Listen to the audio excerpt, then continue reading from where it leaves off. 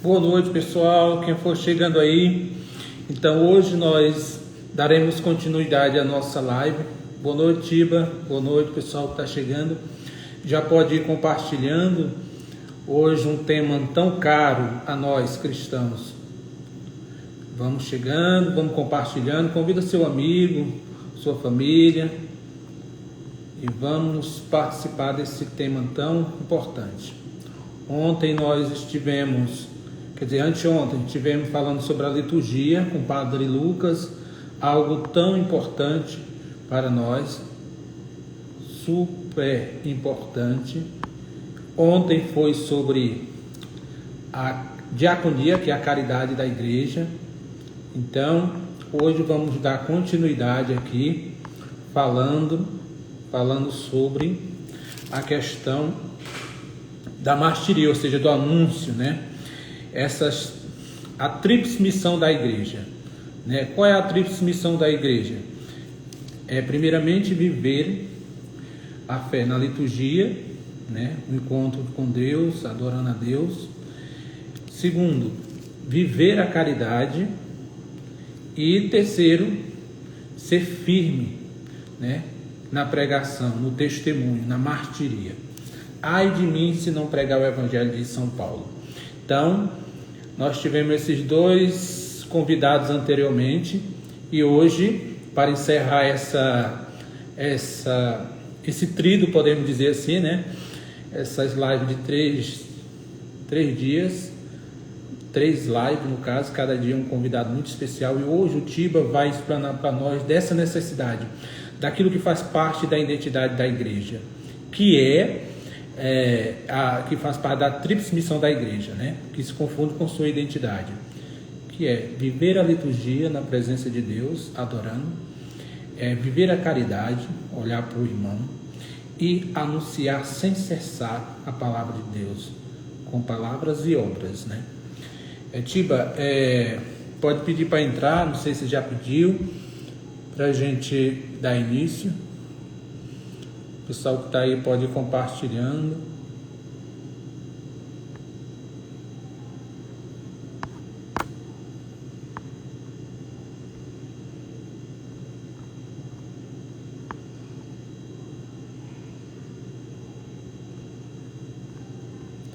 Então vamos dar início à nossa live.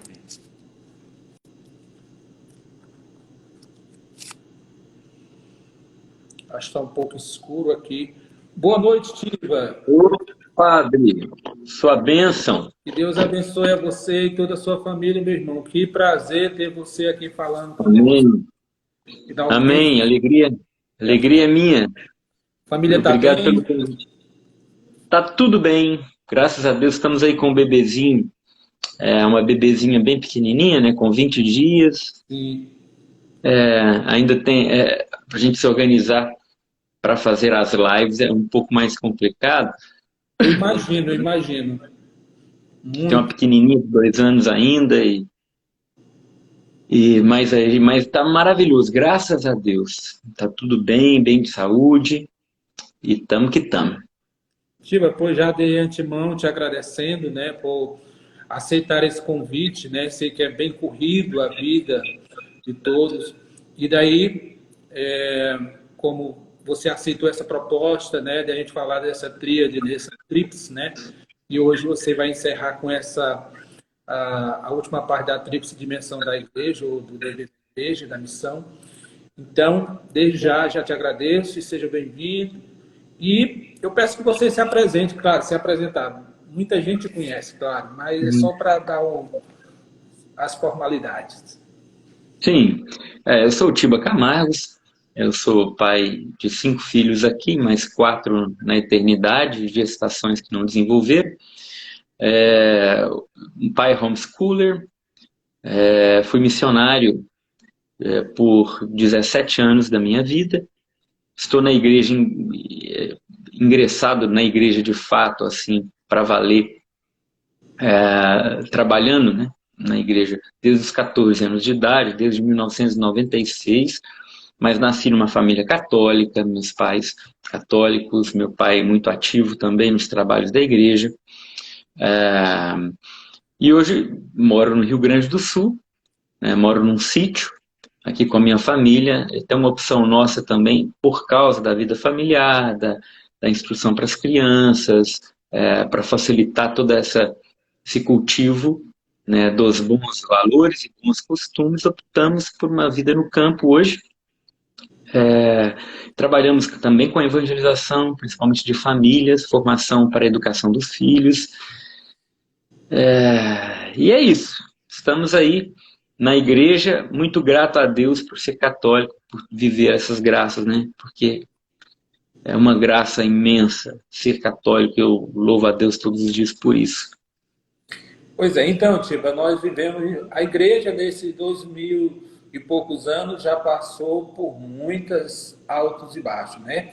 Ondas e ondas de evangelizações e também questões diversas, né? Com isso, a igreja nunca pode esquecer, mais do que nunca hoje, para que ela existe, né? Para que ela está no mundo, né? Eu, num dos posts que eu coloquei, eu colocava até assim, né, que a igreja como a tenda de Deus entre os homens, né, a enfermeira da humanidade, o farol da humanidade, né?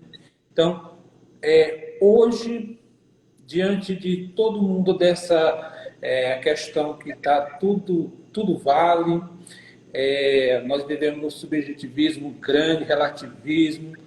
Como guardar o tesouro da fé sem se perder em minúcias ou nada?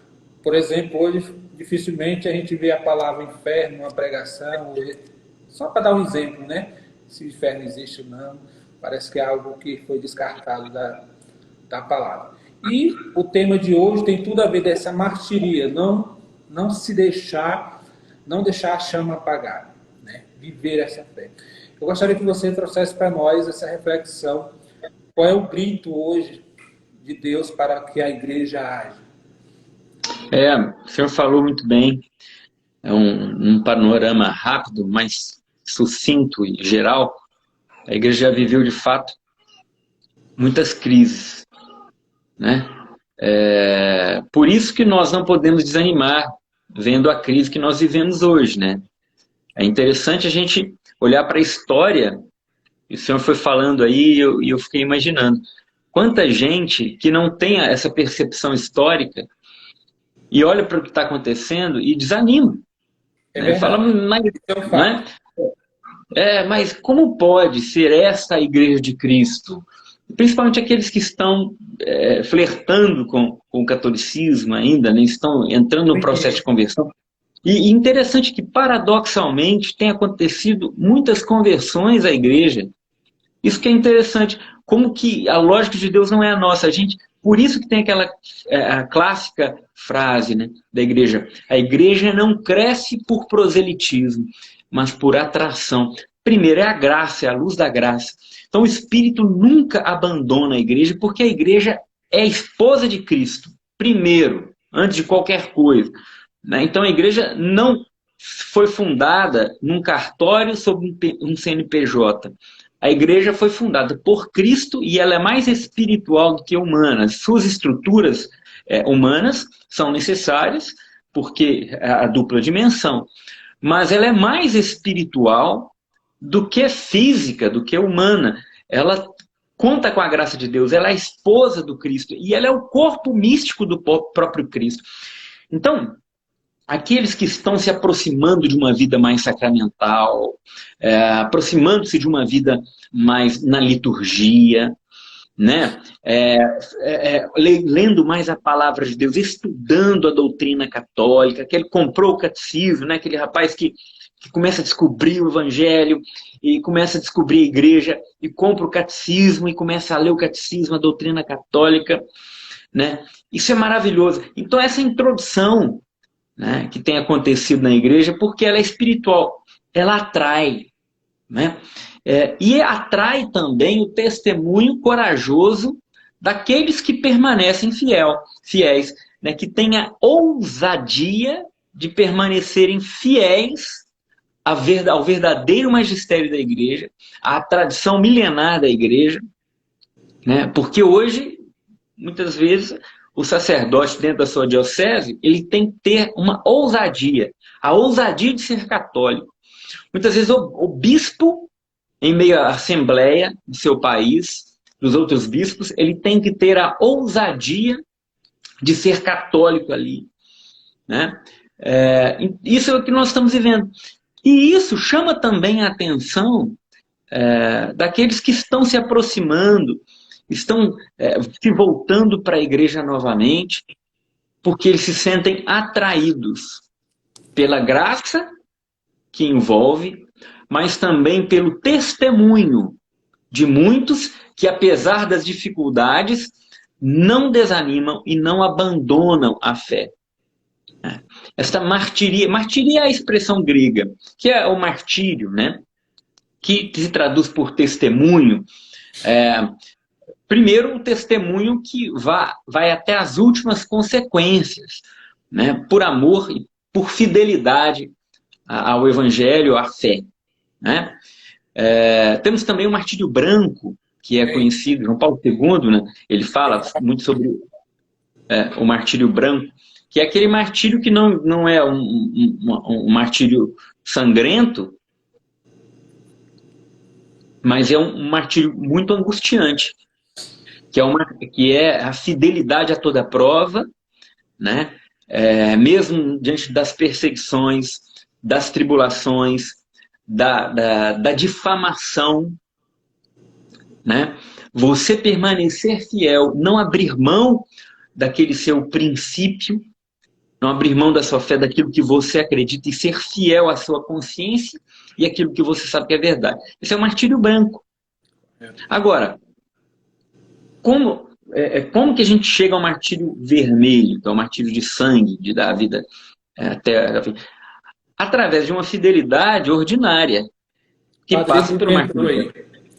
Seu pároco entrou aí, o Padre Lucas. Meu pároco entrou, o Padre Lucas Folego. Seja bem-vindo, Padre. Agora eu tenho que falar...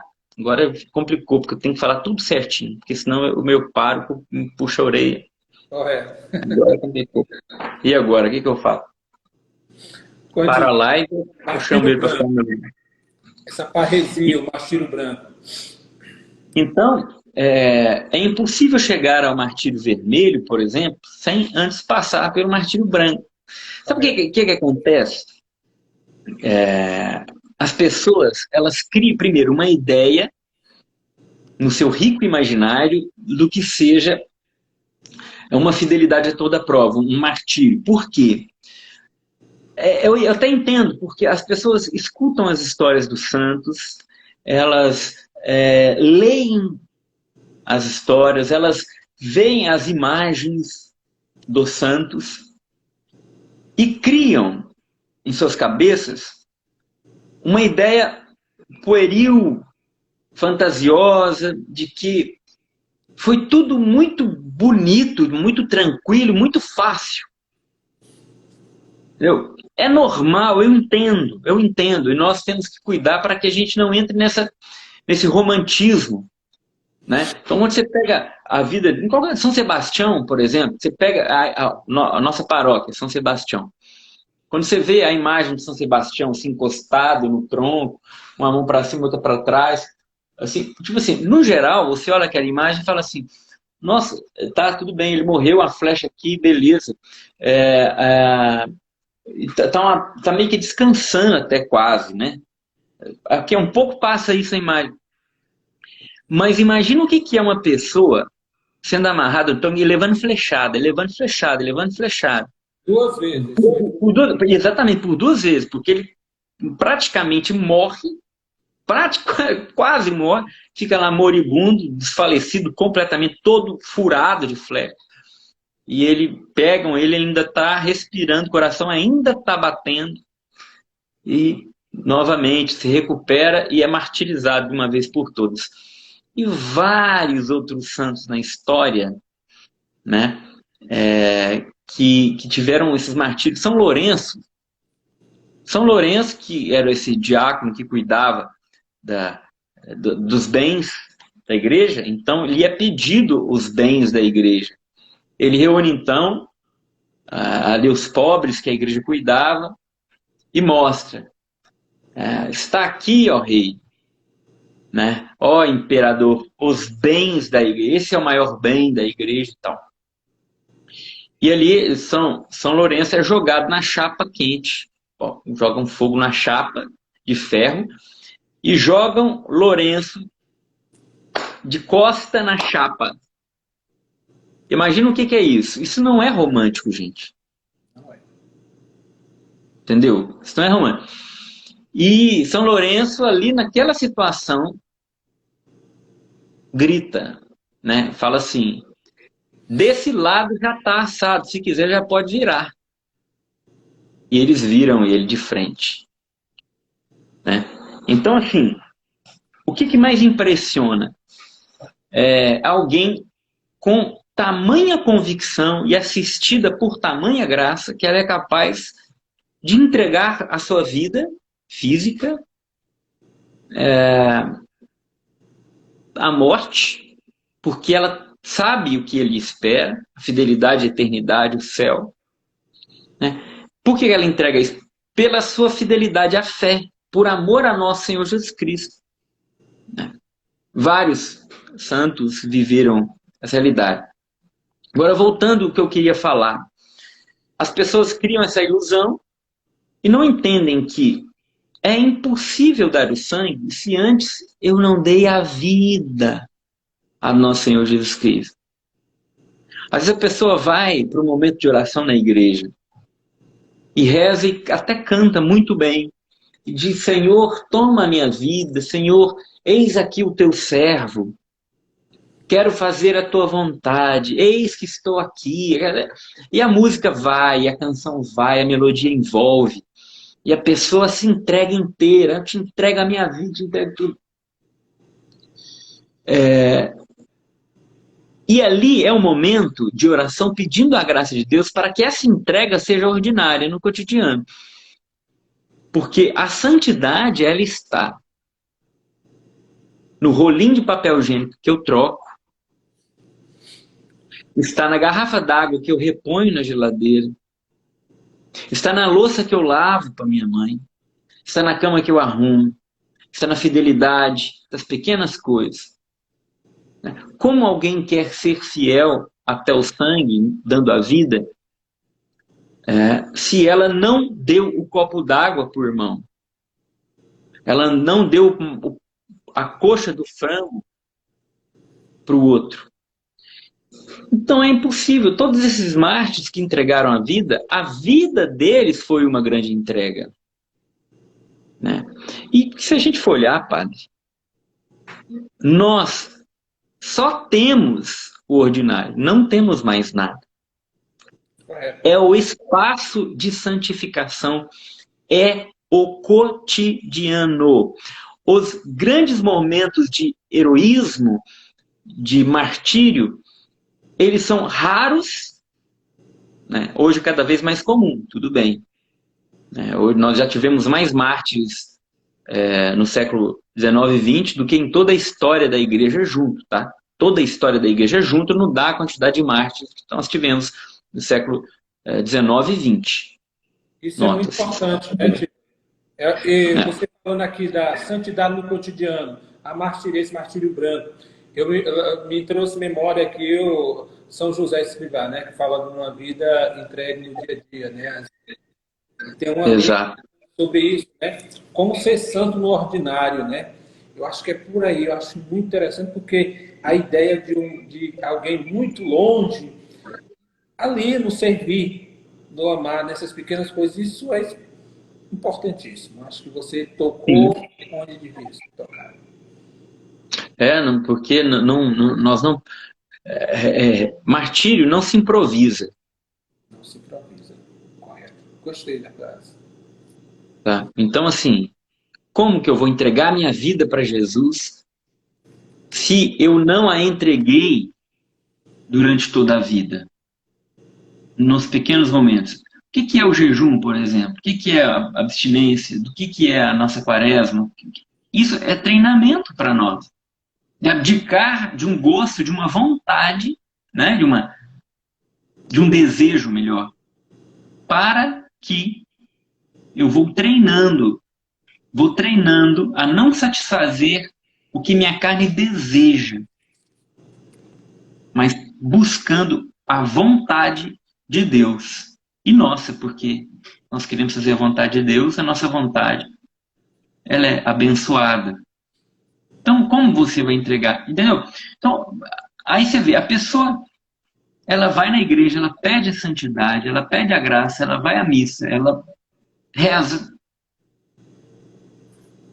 E ela não consegue perceber que durante todo o dia dela, ela foi cercada de possibilidades de santidade. Mas ela não consegue enxergar. Ela introduz Jesus no coração, ela reza devotamente. Mas de repente, alguém a perturba. Você não está vendo que eu estou rezando? Você está entendendo? Eu acho que isso aí. Então, assim, a pessoa desconecta, se desconecta da realidade. Ela não consegue, ela não consegue associar a coisa que é de ordem natural, entende? Peraí, eu estou pedindo a fidelidade, eu estou pedindo a Deus a minha santificação. Mas eu não suporto as pessoas que me atrapalham nesse processo. Isso é contraditório, entende? É algo muito presente isso aí mesmo, essas contradições. E é o nosso dia. Se a gente for parar para pensar, o nosso dia é cercado de possibilidades da nossa santificação. Tem uma santa que eu gosto muito, Santa Francisca Romana. Foi inclusive o dia dela ontem. Acho que foi ontem. Santa Francisca Romana. Né? Francisca Romana era de uma família nobre, também foi mártir. Uma família nobre, rica, em Roma e tal. E ela, a vida inteira, ela tinha essa propensão a uma vida mais monástica, né, de reclusão e tudo mais. Mas os seus pais, apesar de serem bons católicos, a prometeram em casamento a um homem. E ela já dava indícios de santidade desde nova. E o último refúgio dela era o diretor espiritual. E quando ele acompanhava todo o processo dela. Quando ela aborda e fala assim, olha, eu estou querendo me prometer em casamento, o que eu faço? Ele, não, obedeça os seus pais e case. Ela, meu Deus, o que eu faço? E ela casou. Deus reservava para ela uma santificação muito interessante, através da vida matrimonial e vida materna, mãe. Era tão interessante esse processo em Santa Francisca Romana que ela via o anjo da guarda dela. Ao ponto de noite, ela não precisar de lamparina para poder rezar o ofício, pela luz do anjo da guarda que estava do lado dela. Ela ia para a capela fazer adoração a Jesus Eucarístico e quando ela se perdia no tempo e ela tinha coisa para fazer em casa, o anjo saía de perto dela, reprovando que ela ficasse ali. Aí ela lembrava, meu anjo saiu, não posso ficar mais. Corria para casa para fazer as coisas que ela tinha que fazer. O pároco dela, né, deu uma hóstia não consagrada para ela, porque ele achou que ela estava comungando demais. Então deu uma hóstia para ela. E ela percebeu imediatamente, não é Jesus. Foi falar com o diretor espiritual, que foi falar com o padre, meu Deus, foi isso mesmo que eu fiz. Se arrependeu imediatamente, se penitenciou. Tem um episódio com o anjo, ele era tão próximo do anjo da guarda dela que ela, certa vez, numa roda de mulheres, a conversa começou a desviar. Começou uma conversa de pagão ali. E de repente ela meio que entra na conversa, ela meio que coaduna com a conversa, olhando e não reprovando, e estando ali no meio, de repente aquelas mulheres escutam um tapa. Pá! E quando elas olham para o chão, Francisca Romana está levantando com a mão na cara. Levou um bufetão do anjo da guarda dela. Na hora ela percebe, eita, estou fazendo besteira. Estou aqui, mas não era para mim estar aqui fazendo isso. Então uma mulher que casou, que teve filhos, que viveu essa intimidade com Deus, e que o anjo a orientava a não abandonar a sua vida, uma vida conforme o seu estado de vida. Qual que é o caminho da santidade de todos nós? Aquele correspondente ao nosso estado de vida. Um sacerdote, o senhor, Padre Paulo, o senhor tem que rezar mais do que eu, porque o senhor é padre. Que é próprio do ofício. E é próprio do ofício. Eu tenho 5 filhos, eu tenho uma esposa, eu tenho um trabalho para cuidar diferente do senhor. A monja beneditina tem que rezar mais do que o senhor. Verdade. Assim como as carmelitas têm que rezar mais do que o senhor. Porque a cada um, Deus concedeu uma via de santificação. Né? Então, eu não posso querer trilhar a via de santidade que um monge na clausura. Um trapista. Eu não posso fazer isso. Se eu fizer o que um trapista faz, eu estou renunciando à minha responsabilidade. Eu estou renunciando os atributos próprios da minha vocação sacerdotal. Estou pecando gravemente. E saindo da realidade que você está inserido, né? No caso, o pai de família, a mãe de família, o sacerdote, seja lá qual for a sua função. Não é isso? Exato. Um sacerdote que pode e não reza a missa diária, eles têm pecado. Eu não estou. Porque essa não é a via que Deus me chamou. Entende? Então, esta é a grande graça que Deus nos dá. Eu lembro, eu era jovenzinho no grupo de jovens da Renovação Carismática e a gente tinha uma sede de santidade muito grande. Era um grupo muito bom, as nossas conversas eram conversas santas, nós buscávamos rezar juntos, vigílias, adorações, tocávamos nas missas, fazíamos trabalho de evangelização. E por esse desejo de santidade ser real, e a gente sempre buscava na vida dos santos uma referência. Mas eu lembro, claro, a gente estava começando, introduzindo a nossa vida na igreja, a gente não tinha muita sabedoria ainda, muita formação. Então, vira e mexe, a gente lia uma biografia da vida de um santo. Ajuda muito. E aí, exato, aquilo é maravilhoso. Mas só que por causa dessa ainda imaturidade, nós achávamos que aquela era a via para exatamente, ipsis literis para mim. Então a gente lia lá o santo dormia sem colchão com a cabeça na pedra. Era assim desde os 15 anos de idade. Meu Deus do céu, eu tenho que fazer isso. Aí a gente não se perguntava se essa é a via de santificação que Deus está me conduzindo. Eu dei um exemplo da cama, mas assim, tem outras coisas, outras vias, outras maneiras. Muitas coisas. Eu também passei por isso. Eu fui do grupo de oração, a gente sabe, eu sei do que está falando. Sei do que está falando. Eu acho que muita gente aqui já está vendo. E é um processo lindo, porque quando a gente quer fazer a vontade de Deus, a gente não mede esforço. E a gente quer. O ser humano é um ser que imita, né? A gente quer imitar primeiro nosso Senhor, modelo de homem perfeito. Mas como é bonito a gente encontrar pessoas que nos inspiram. Pessoas. Tem os santos que nos inspiram.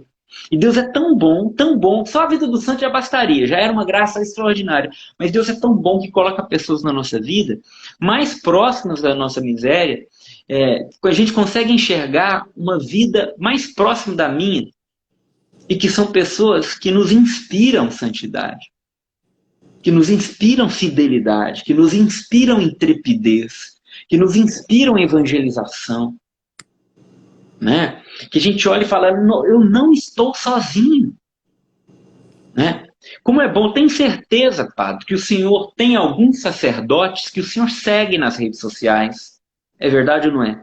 E que te Correto, inspiram. correto. E que você escuta e você fala assim, puxa vida, que bom que falou isso. Isso está aqui também na minha goela, querendo falar. E o senhor se inspira e depois na igreja do senhor, o senhor toma coragem e taca-lhe pau. E é assim com todos nós, não é? Então, quando você vê a coragem do seu irmão, isso te inspira coragem. Quando você vê o sacrifício do seu irmão, isso te inspira a abnegação. Quando você vê a caridade do seu irmão, aquilo te incentiva no amor. Quando você vê o zelo pela liturgia do seu irmão, aquilo te inspira a ser zeloso também. É assim. Esse é o testemunho que, mais do que, não é o proselitismo, mas é a atração. Né? São Quando a Paulo, gente vê. Giba, é muito importante você estar falando sobre questões de exemplos, né? Nós precisamos de referências. O próprio São Paulo, eu lembro de uma frase dele que ele diz o seguinte: olha, São Paulo chegou ao ponto de dizer que tinha consciência do que estava falando. Sede meus imitadores, ou seja, que ele é um imitador de Cristo, né? Exatamente. Imitem. Porque tá aí, é um homem que tinha consciência. Santa Teresinha dizia, né, para a madre, você tem uma santa no Carmelo. Humildade é a verdade. Santa Teresa, humildade é a verdade. Então, olha que bonito. Então, assim, esta é a minha verdade. Agora, qual que é a minha? Eu sou um grande pecador, né? Miserável, ainda longe de ser o que eu preciso ser. Mas como é bom encontrar irmãos que nos inspiram a dar a vida. Como é bom encontrar irmãos que nos inspiram a ser fiéis, sermos fiéis ao que ensina a igreja, à tradição milenar da igreja. É muito bonito. A gente conversava no início dessa live sobre a crise que nós estamos vivendo hoje. Nós estamos percebendo, está ali, a olhos nus, nós estamos presenciando uma crise muito grande na igreja, né? Mas quando nós encontramos um grupo, ou um sacerdote, né, ou um leigo, pai de família, que está firme, está convicto, que está olhando para a história e está falando assim, espera aí, Deus é maior, a igreja é do Senhor, é Ele que nos rege. Quando a gente vê tudo isso e florescendo, vocações florescendo, e pessoas dispostas a se entregar, né, por amor, né, e os martírios estão acontecendo, tanto os martírios brancos quanto os vermelhos, né? Você vê testemunhos de verdadeiros heróis da fé se entregando numa vida de evangelização. O próprio bispo da Ucrânia, né, foi oferecido para ele sair de lá, né, vem para cá. Né, e ele disse, não, ficarei com o meu povo. Esse é o papel do pastor. O pastor, disse de nosso Senhor Jesus Cristo, dá a vida por suas ovelhas. Como a gente reconhece aquele que não é um pastor, né, conforme o coração de Deus? Aquele que entrega as ovelhas para os lobos. Este é o falso pastor. Isso é muito triste. Quando a gente vê aquele que tinha que dar a vida pelas ovelhas, entregando as ovelhas para serem mortas pelos lobos, presa pelos lobos, amordaçada pelos lobos, entregando ao poder secular, ao lobo do mundo, as ovelhas que Deus os confiou a eles. Agora, quando a gente vê um pastor de verdade, que segura o seu báculo com autoridade e intrépido diz, não abandonaremos a fé, permaneceremos fiéis, custe o que custar. Quando a gente vê esse pastor, nós, como ovelhas, nos sentimos encorajados. E se um pastor soubesse o poder que tem a autoridade que ele carrega sobre a cabeça e sobre a sua mão, se ele soubesse da graça espiritual que o envolve, nós teríamos as ovelhas prontas para o combate, porque as ovelhas são assim, elas esperam o comando do pastor. Se o pastor vai, as ovelhas vão. Correto. Estão dispostas a tudo por causa dele. E tem um outro lado também, né, Tiba, sobre a questão. Às vezes o pastor, olhando uma ovelha fiel que está ali, constrange ele, né, também, né? Então, constrange no sentido de... Sim. Né, entende o que eu estou falando? A questão, Perfeito, exatamente. De repente, por que é que eu estou tão assim? A gente tira a vida de padre, estou falando já da minha ala mesmo. Ou seja, quando a gente vê alguém que está dizendo, firme ali, dizendo assim, aquilo causa ânimo e até constrange aquele amor, aquele zelo, constrange quando a gente vê também o pastor. Quando o pastor vê uma ovelha que está ali, escutando, mesmo que esteja sozinha, mas está ali, perto do pastor, né? Então, isso Sim. constrange. Esse é o poder do testemunho, padre.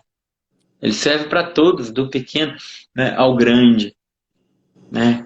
Quantas histórias maravilhosas de pequenos que foram gigantes. Quando você vê a história de Davi, quem era Davi? O menor dos seus irmãos, o excluído dos seus irmãos, inclusive do seu próprio pai. Era o menino, o ruivo, que cuidava das ovelhas. Né? E Davi, ele é ungido por Deus e se levanta com uma coragem que deixa a todo o exército do povo de Deus constrangido. Né? O próprio rei se constrange diante daquilo ali, oferece até a sua couraça, né? E vai enfrentar um gigante com apenas uma funda na mão e um cajado. Olha, a figura do pastor. E ele vai, e ele inspira todo aquele exército, porque quando Davi derruba Golias, o exército do povo de Deus explode num grande clamor, num júbilo, encorajado, e um exército encorajado, animado, né? Ele expulsa os inimigos. Aí o exército inimigo, escutando e vendo tudo aquilo, parte em retirada, fugindo. Né? Tudo começa por aquele jovenzinho. Né? E ninguém é pequeno demais que não possa ser um grande testemunho, não possa ser um grande mártir, seja do martírio branco ou no martírio de sangue. Né? Ninguém é pequeno demais. Mas quem eu sou? Eu não sou ninguém. Aqui, quem sou eu na fila do pão? Quem sou eu na minha paróquia? Não. Deus, ele nem me conhece.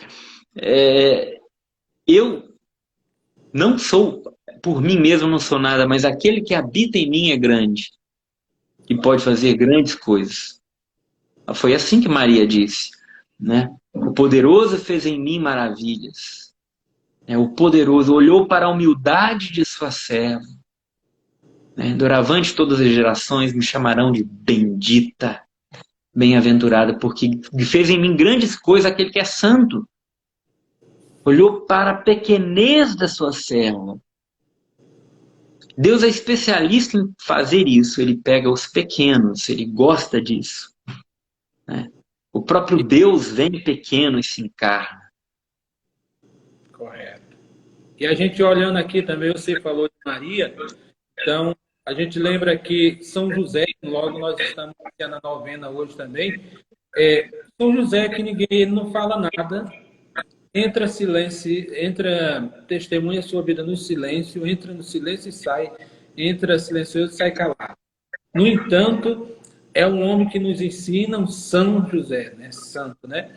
Que pela obediência ele só obedece. Então, um testemunho na sua vida íntima que não precisou, de certa maneira, ser explanado assim, porque Deus age em cada um conforme a sua realidade. E acho que São José nos toca nisso também, né, Paulo? Tá. É, Não é o, claro. o, é o que você fez a live com o Padre Lucas, você está com o Padre Lucas na cabeça. O, São José. o fiel, não, o fiel, ele nunca é esquecido por Deus. Nunca. Nunca. Ele pode estar no canto, na solidão. O exemplo que o Senhor deu foi perfeito. São José, o que você encontra de São José na Bíblia? Pouquíssimas coisas. Ele é apenas o patrono da igreja, São José. São José é o único santo, depois da Virgem Maria, claro, né, que tem o título de Santíssimo. Santíssimo São José.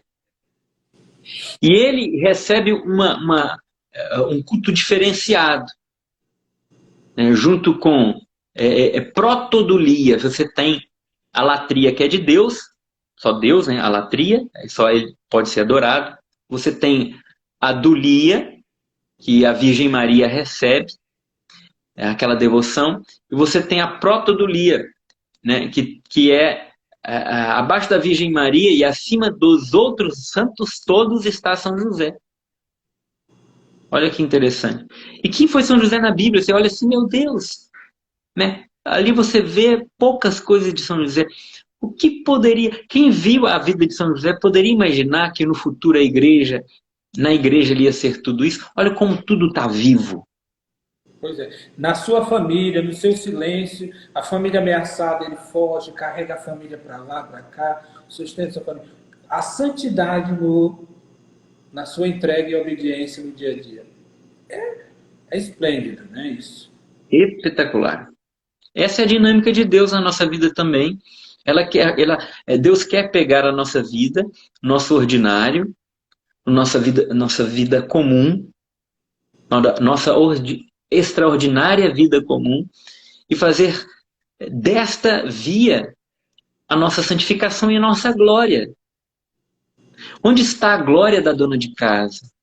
Na louça que ela lava, na cama que ela arruma, na roupa que ela lava, que ela estende, que ela recolhe, na amamentação que ela dá, na troca de fralda que ela faz.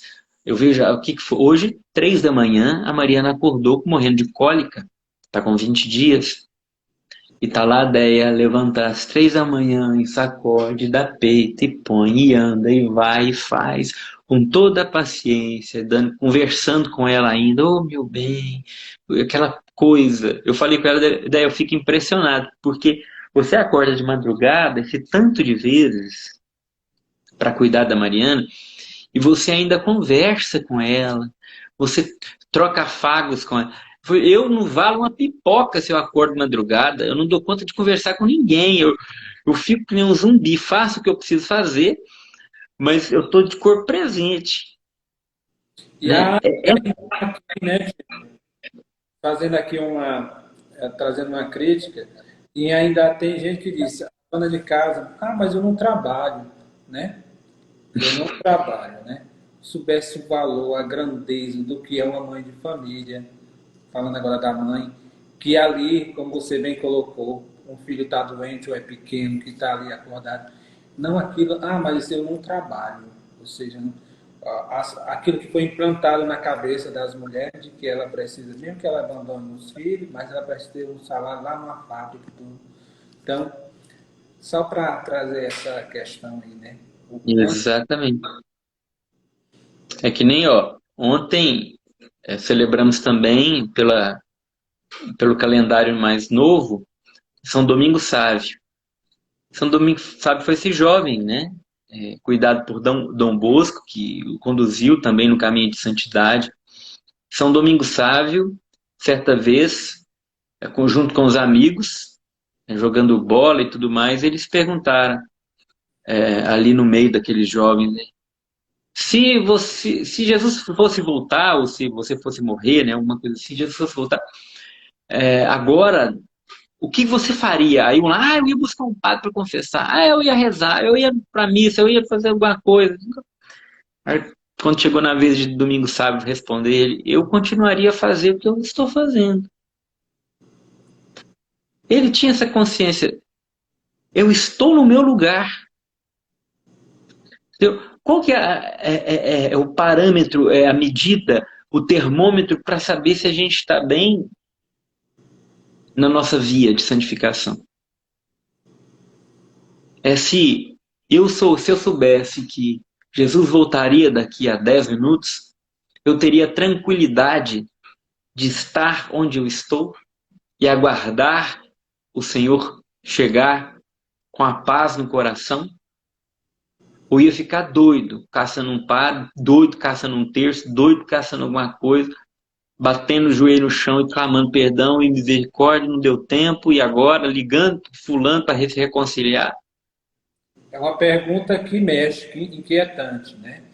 Que acho que a gente deveria procurar responder essa pergunta com clareza, né? Esse exemplo do São Domingos Sábado, muito bonito mesmo, sobre isso, né? Essa é a nossa via. Então, martírio. Como que serei mártir? Martírio vermelho, dando meu sangue, vivendo ao extremo a entrega. Porque não é todo mundo que morre por alguma causa que é mártir, não. Mártir é aquele que entregou a vida pela causa de Deus. Correto. Né? Como serei? Serei se a minha vida foi um contínuo martírio das pequenas coisas. Como que eu vou entregar minha vida por... tinha até aquelas... Lembra daqueles teatrinhos que tinha no grupo de jovens, às vezes na paróquia, na PJ fazia? Chegava um cara com uma arma, põe a arma na cabeça do cara e fala, nega Jesus ou vai morrer. Né? Aí a pessoa, o jovem, eu não nego, Jesus é o meu Senhor. E pá, dava um tiro, a pessoa caía. Aí ia pro céu e tal. Tipo assim, a pessoa que não teve uma vida de entrega, quando chegar esse momento, a ilusão dela vai falar assim, Jesus Cristo é meu Senhor. Ela, pelo amor de Deus, não me mata não. Que eu faço o que for preciso. Então, assim, é o que eu falei. Martírio não se improvisa. Não dá pra gente remendar na vida de santidade. Então, eu vou ser aquilo que eu rezo, eu sou aquilo que eu como, eu sou aquilo que eu visto, eu sou aquilo que eu amo, eu sou aquilo que eu rezo. Não dá para dissociar a vida que eu quero para mim na eternidade com a vida que eu tenho hoje. Entende? Então, eu vejo muitas pessoas que não gostam, não querem a missa, não gostam, não vão, não tem uma vida na igreja. Tem uma péssima notícia para essas pessoas. Meu filho, o que você vai fazer no céu? Lá é Deus que tem lá. E só Ele.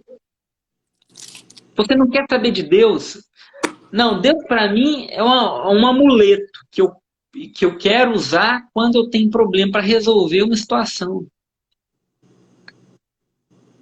O que vai fazer no céu uma alma que não ama a Deus? Que tem como um peso as práticas de piedade? Vai ter tédio, né? Falando assim de maneira muito simples. Vai ficar no tédio. O que vai fazer no céu? Porque não é ali então o seu lugar. Porque onde está o teu tesouro, Aí está teu lá coração. lá está o teu coração. Não ajunteis para vós tesouros na terra, onde a traça corrói, os ladrões furam e roubam. Juntais para vós tesouros no céu, onde a ferrugem não corrói, as traças não furam, os ladrões não roubam. Porque onde está o teu tesouro, lá está o teu coração. Onde está o nosso coração? A gente se perde com tantas coisas e a gente adia a nossa entrega a Deus, a nossa via de santificação, o nosso amor a nosso Senhor Jesus Cristo. E no fim das contas é o que resta. É o que vai fazer o projeto de Deus acontecer. né, na eternidade. Nosso amor a Deus. Então, Tiba, a nossa live já está chegando quase uma hora aqui. E a gente poderia ficar a noite toda aqui falando desse tema muito. Você está trazendo para a vida, para o cotidiano, para a vida ordinária. Como ser santo, como viver essa martiria branca, esse martírio branco, esse testemunho. O pai, o filho, a esposa, a mãe, no caso, né? Eu agora gostaria que você fizesse assim um apanhado. Claro que toda a live já foi acerca disso. Como um pai, como uma mãe viver esse martírio branco, de fato, obediente a Deus. Depois de fazer as coisas. O pai, a mãe, é aquele que recebeu de Deus uma graça muito grande que se chama sacramento do matrimônio. Correto. Glória Polo, aquela mulher que recebeu um raio na cabeça e ficou muito tempo em coma, que Deus a levou para o céu, para o inferno e para o purgatório, escreveu um livro. E ela conta no livro que ela viu espiritualmente o que acontece no matrimônio.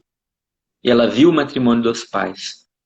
No ato do matrimônio, no altar, ali, Deus coloca nas mãos do pai dela um cajado de pastor e coloca no peito da mãe um coração de fogo. O pastor das ovelhas domésticas ali, daquela família, e o dom do amor colocado no peito daquela mulher. Você, mulher, casada, que tem essa vocação de ser mãe e esposa, Deus te concede o dom do amor, de amar até as últimas consequências, amar até doer. E você, pai, Deus concede um cajado espiritual para que você defenda os teus filhos e a tua esposa, não só dos perigos físicos, mas de todos os perigos espirituais, do secularismo, do paganismo que tem destruído as famílias. Você, pai, tem um dever espiritual sobre a tua casa, de não permitir que o inimigo entre através da televisão, através das músicas, através da internet, através do palavreado, através de tudo que tira o cristianismo da tua casa. O pai, que é um pastor de verdade, que exerce esse pastoreio, ele foi concedido a ele essa autoridade espiritual. Então exerça. E você, mãe, ame até o fim, até as últimas consequências. E amor, às vezes, é duro. Não estou falando de mel, de passar mel, de melar. Não. Eu estou falando que o amor, muitas vezes, ele tem que ser firme. Mas Amor é amor. Né? Amor é sacrifício. Isso eles andam juntos, são quem sacrifica porque ama, quem ama tem que sacrificar, né? É isso. Muito bom. Tiba, essa live eu fico mais uma vez muito grato. Que Deus abençoe teu apostolado, que tem feito muitas almas voltar para Deus. Você sabe disso, espero que tenha consciência disso. E Deus abençoe a tua família, teus filhos e o teu apostolado. E Amém. desde já eu já convido, se assim tiver disponibilidade, em agosto a gente vai fazer a segunda jornada da família, que é tudo online, se tiver uma disponibilidade, trazer um tema, já que você trabalha muito a família. E eu gostaria de deixar essas considerações finais e falasse um pouco do teu apostolado também. Tipo assim, acho que você também tem livros e tal, que vende na sua livraria. Uhum. Fique à vontade. Tem o nosso livro, chama Família Forte. Ordem, Estratégia e Muita Graça. É o nome do livro. Família Forte, onde eu e minha esposa, a gente condensa ali alguns temas, que é um itinerário para conduzir o casal para estar em harmonia com Deus, com os filhos e com eles mesmos, com um casal com o outro, com o marido com a esposa. É um itinerário mesmo, de fato, e talvez aqui quem está procurando um caminho, né, de luz para o sacerdote, para o matrimônio, para viver bem. Nós estamos trocando esse assunto aqui. Estou achando que o senhor é casado e você me achando que é padre. Trocamos termos. Pois Mas, E então fica a dica. Muito obrigado pela possibilidade, padre, e pelo convite do senhor, né? Me senti muito honrado. Muito obrigado. Pois então, mais uma vez, obrigado. E fica o convite para a Jornada da Família, explanar um pouco daquilo que é seu livro. E quem quiser, ó, siga o Tiba. Ele tem uma vida de entrega, um material, é o seu testemunho de vida que está lá. Então, pessoal, quem ainda não segue, vai lá. E nós estamos fazendo a novena de São José. Amanhã nós vamos continuar com a novena de São José. Então, Tiba, boa noite. Eu vou dar a bênção aí para você e sua família, para todos que estão aqui. Ok? O Senhor esteja convosco. Ele está no meio de nós. Derramai, Senhor, as tuas bênçãos, a tua paz sobre todos aqueles que aqui estão nesta live, sobre o Tiba e sua família, trazendo paz, saúde. Que a tua graça permaneça sempre nesta família, nesta casa, e a cada um que aqui está. Em nome do Pai, do Filho e do Espírito Santo. Amém. Amém. Boa noite. E vai ficar Boa noite. para quem quiser ver depois. Obrigado, Tiba. Um abraço, padre. Tchau, tchau.